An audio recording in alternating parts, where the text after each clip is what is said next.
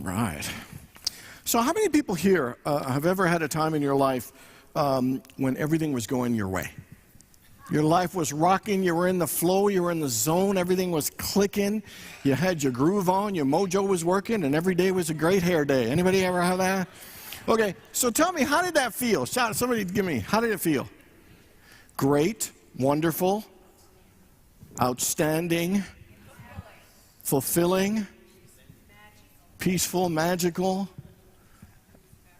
It was about time. I love that one. So how many people here have ever had a time where nothing was working? One thing after the next, arguing in the relationship, conflict in the family, business trouble, financial difficulties. And how did that feel? Shout out a word or two. Depressed, challenging. It sucked. Okay, that's okay. Was hell in the hallway? All right. Scary. All right. And we could add a whole bunch more. Frustrating, disappointing, painful. I have this theory. And my theory is that every single one of us wants to be happy, want to feel joyful, we want to feel fulfilled in every way. And I believe that the key to being happy and successful and joyful in life is directly related to how we show up when life isn't going our way. That while everybody wants life to always go our way, the fact is that is not the reality of life. Life often doesn't go the way we want. And dealing with life when things aren't clicking or rocking or flowing, to me, is one of the most powerful aspects of how to live life and to attract more goodness and joy in our lives. So I want you to think of an area in your life that isn't working right now. And my question for you is, so how are you showing up in that situation? What is your attitude and outlook in that situation?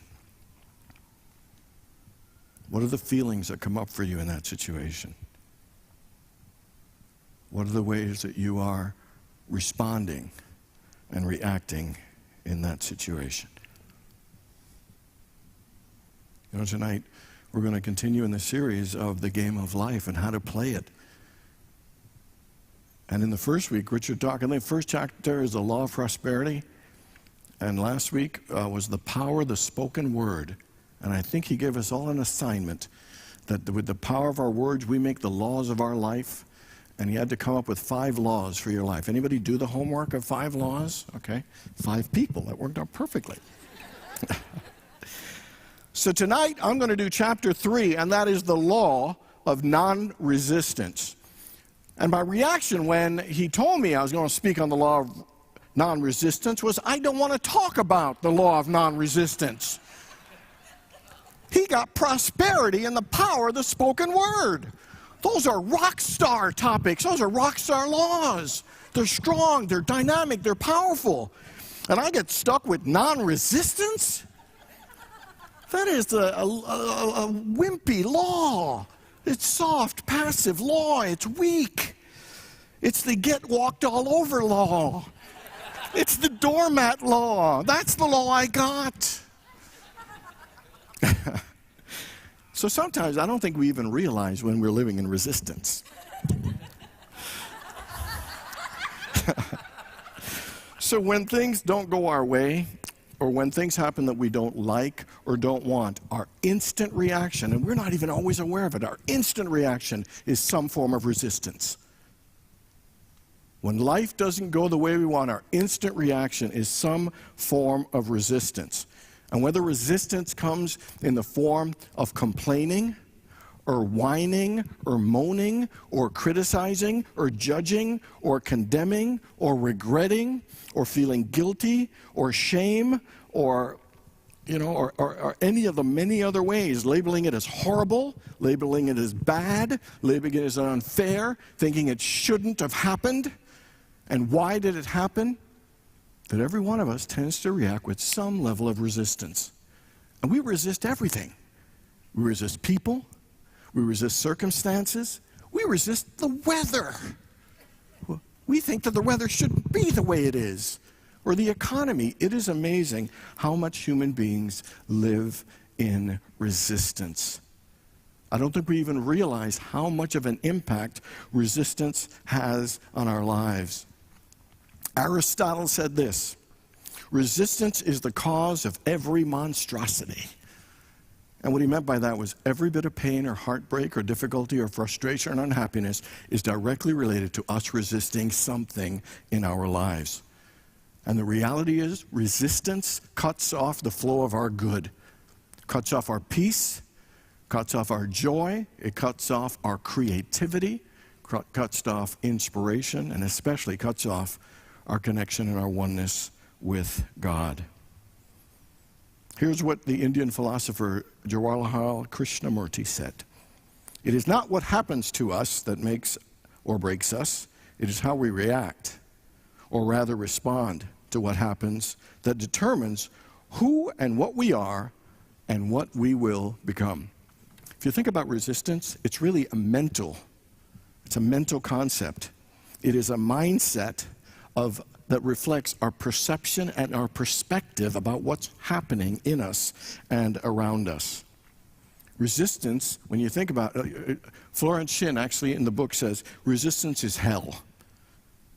It is a state of torment that we put ourselves through that creates inner stress, inner conflict, inner struggle, inner tension, and we actually create a negative energy from our thoughts of disagreeing and resisting and not liking, that actually creates us more pain and actually makes the pain last and grow in many ways. So what resistance is just our own reaction that we create. It happens all inside of here. You remember when Shakespeare said, "Nothing is but thinking makes it so."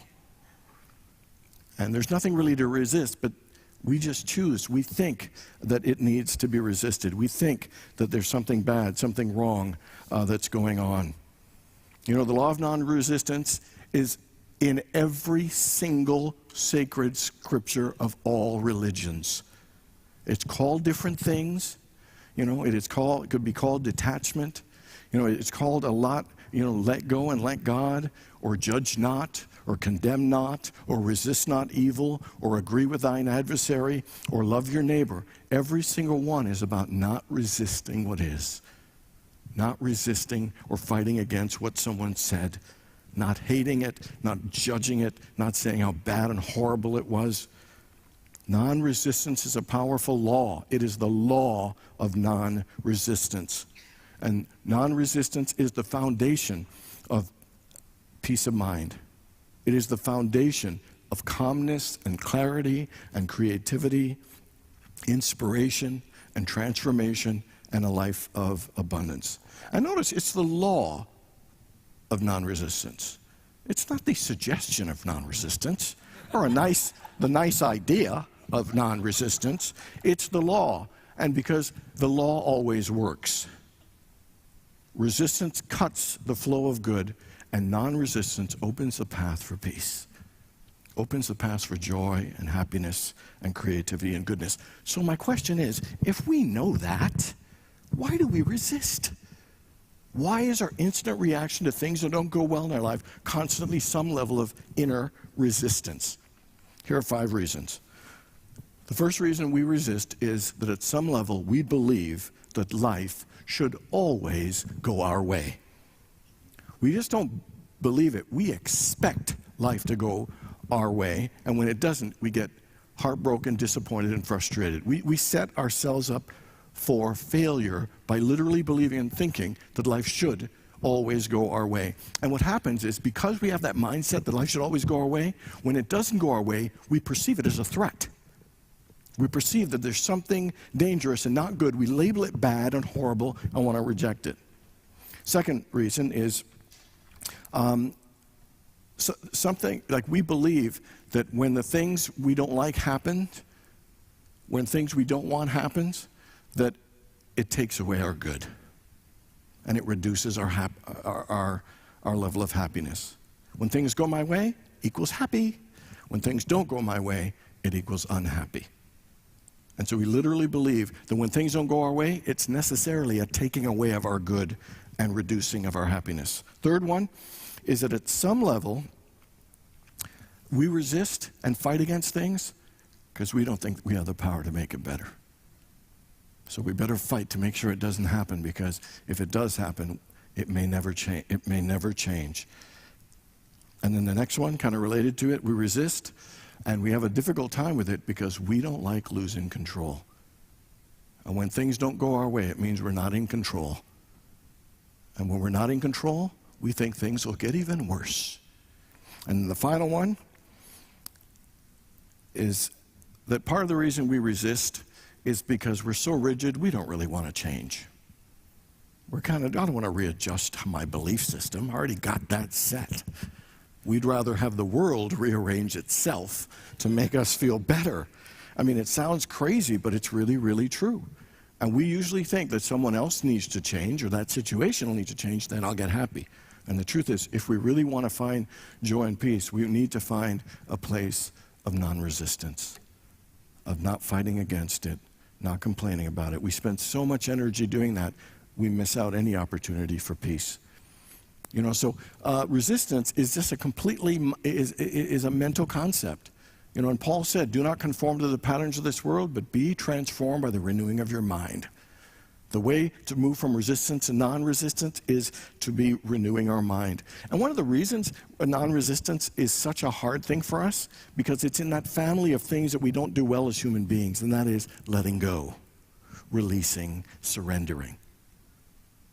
You know, getting to a place of non-resistance is about releasing our judgments and our criticism and condemnation. It's about letting go of limiting beliefs and ideas of how we think life should be.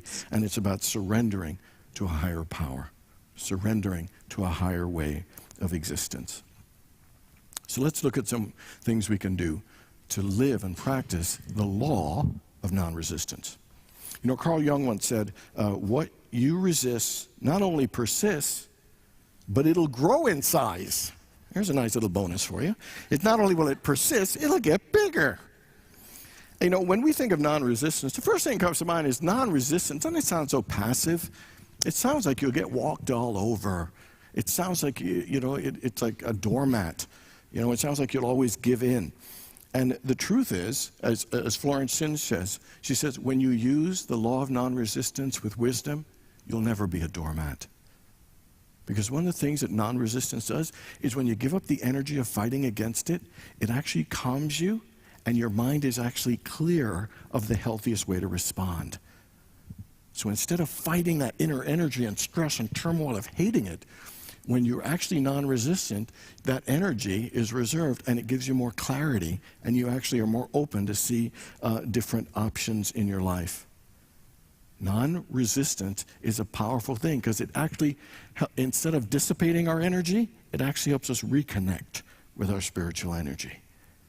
When we're less reactive, we're actually more grounded in spirit and more connected to our power. We give our power away when we're actually in resistance. And when we're non-resistant, we actually are more centered in our power. And the truth is, to begin to practice non-resistance, we got to figure out what is it that I'm actually resisting. So I believe anytime we're stuck in life, there are 3 or 4 questions we need to ask ourselves. And the first one is, what am I holding on to? What is it that I'm resisting? And what is it that I think is wrong or unfair or that should have never happened in my life? Because I guarantee you, when we begin to ask those questions, it'll begin to reveal what it is we're actually resisting. What it is we've got inner turmoil and conflict going on in our lives. Florence Shin says this: Jesus Christ said, resist not evil, for he knew in reality there was no evil. There is no evil. Therefore, there is nothing to resist. So what she's saying here is that there's only one presence and power, and it's God. And that we create the illusion of evil, and that things are wrong, and that things are bad. And we push against an illusion. So we're literally playing a mind game with ourselves. And so that we need to not only be aware of the resistance that we've got going on, but also be aware of the resistance, if that is all an illusion that we're actually playing with. And she says this, she says, if you don't run your subconscious mind yourself, someone will run it for you. And so what she's saying here is to begin to take charge of what you put into your subconscious mind.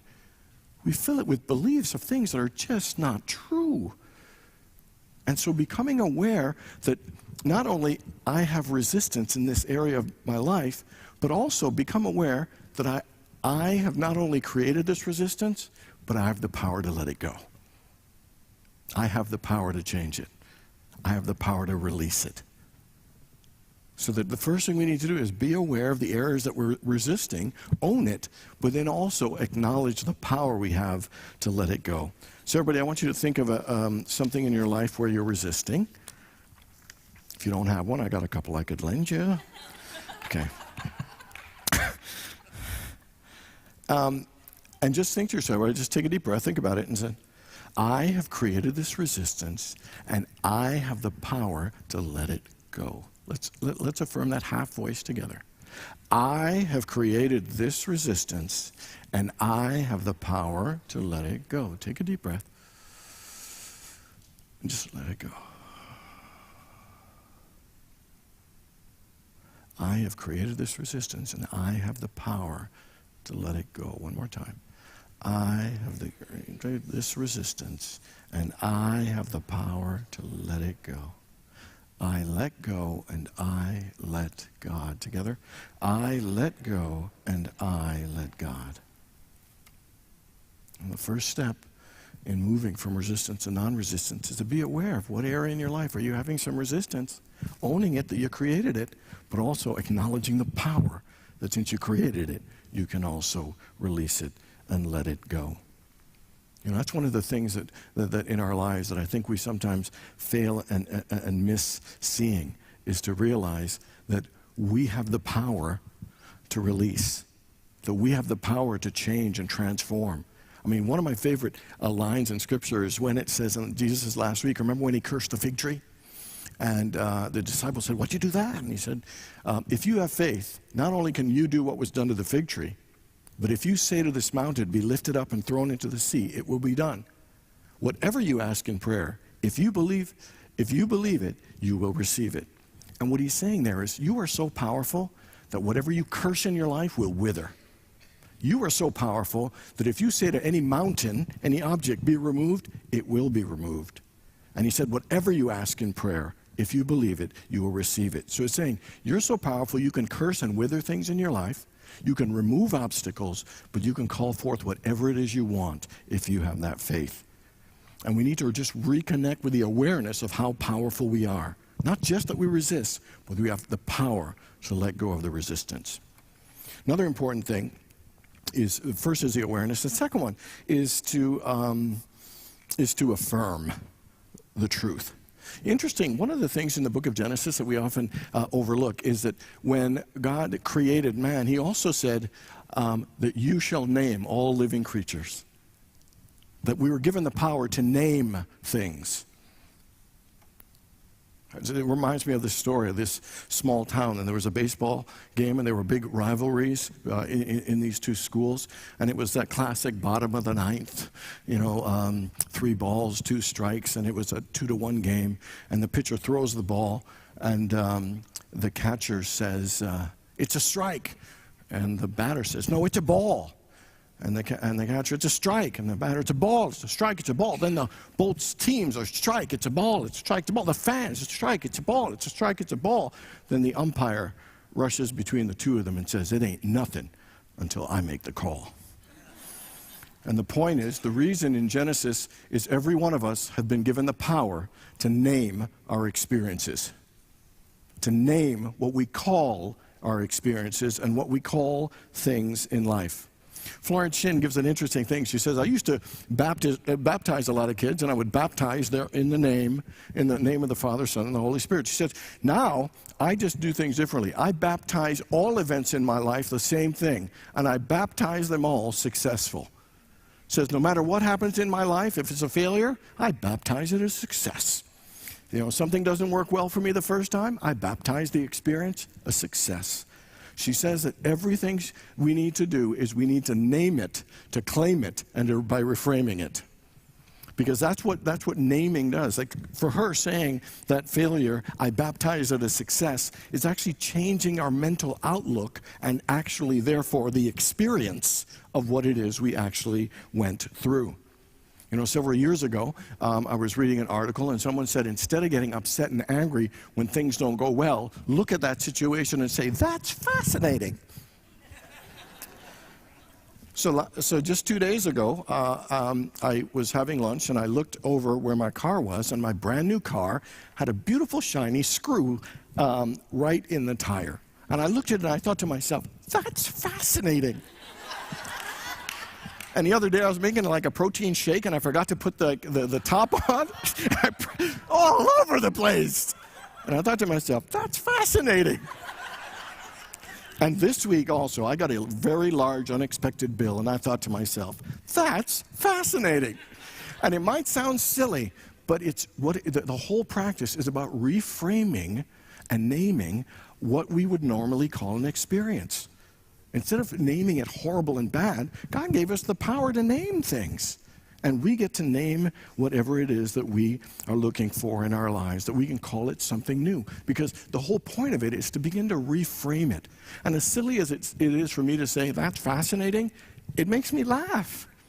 It doesn't help. I don't get as stuck in the junk or the resistance by just saying that. So whether you bless that experience or whether you call it a success or say that's fascinating, what you're beginning to do is to affirm and rename and claim and reframe that experience for yourself. Does that make sense, everyone? The biggest levels of resistance, you know what it is? It's when we live in the past or we worry about the future because you're resisting the present. And what she says to do is to look back at the past and bless it as a success.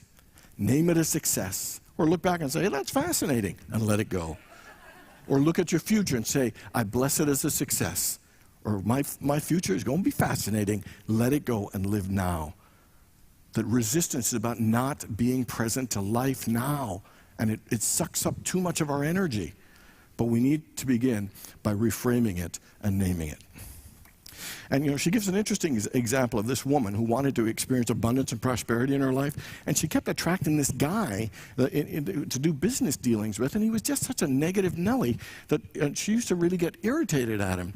And he would say all these negative things. And after a while, she started saying negative things. And even though she wanted abundance, she kept attracting some guy who was talking lack. And she kept resisting him, hating him, and disliking him. And then she realized that she needed to reframe things, that she needed to change it. And so here's the affirmation that she used, and she realized there's only one presence and one power, and it's God. And then that means that all things in her life are for her highest good. So here's what the affirmation she came up with, that this man is a golden link in the chain of my good. For all men are manifestations of God, awaiting the opportunity given by man himself to serve the divine plan for my life. It's a long affirmation, but what she's saying is that think of someone in your life that you think is taking you that you're resisting, that's annoying you, and you think is taking away from your highest good, and realize that that person is a golden link in the chain of your good.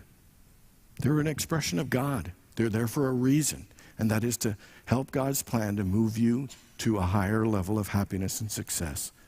That person is a golden link in the chain of your good. That person is a golden link in the chain of my good. Let's say that together. That person is a golden link in the chain of my good. And do you know, as she began to reframe this guy and thinking he was a golden link, what happened was he introduced her to a different woman, and they ended up developing a contract for several $1,000s that blessed her life. And then he ended up moving out of state, which blessed her life as well.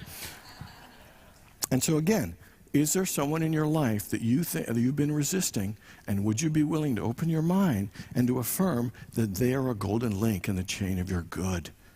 Everyone in your life is a golden link in the chain of your good, because every single thing is renaming and reframing so you can change your outlook to be less resistant. Last thing we want to talk about is attitude, and how important attitude is. Found this fabulous study. They did a study with over 30,000 patients with heart disease and heart situations. And they did it over an 8-year period. And here's what they did. they asked people if they had a lot of stress in their life last year. And what they discovered was 43% of the people that said they had stress were more likely to have heart illness and disease if they believed that stress was bad for them. If they didn't believe stress was bad for them, it had no impact or difference on it. So just the belief of if stress had an impact on them was more powerful than if they had a lot of stress or not. In fact, people with low stress who believed it was harmful were more at risk with people with high stress who didn't think it was harmful. Does that make sense? Low stress but believed it was going to harm them was more likely to have it than people with high stress and not believing it at all. I mean, I found that so amazing. They did another test, and they put a group of people in a stressful situation, which was doing a talk in front of people. And especially when people didn't laugh at their jokes. Very stressful, I can tell you. I know. And so one group wasn't told anything, and they had to give the talk, and their heart rates went up and all the signs. The other group, you know what they were told? Was when your heart rate goes up and all that stuff, your body is protecting you and supporting you to have as enjoyable experience as possible. Interestingly, do you know what? That when all of them did the talks, all the signs were the same. The only one that was different was the people who were told it was a positive, supportive reaction that their body was doing this. Their veins didn't constrict. It stayed open as if they were having joy or experience a sense of courage or something positive. Isn't that interesting? Our attitudes make a difference. If we believe that change in our life, just like the attitude with the heart attack, is not there to harm us, but is there for our good, or will help us in some way, our reaction and experience of it is far more positive. You remember when it said God meant it for good? It doesn't matter if the outside part doesn't look as good. If we affirm that God means it for good and have that attitude, this is here to help me. This will make me better. This will make me happier. God means this for good. This will make me stronger. Some idea that attitude will absolutely make a difference. Anytime we have resistance, what we're resisting is life. Resistance closes us off to life and joy and success and happiness. Resistance closes us off to the very thing we want, which is a happy life. And non-resistance opens up a channel for creativity and joy. When we're in non-resistance, we're more open to God.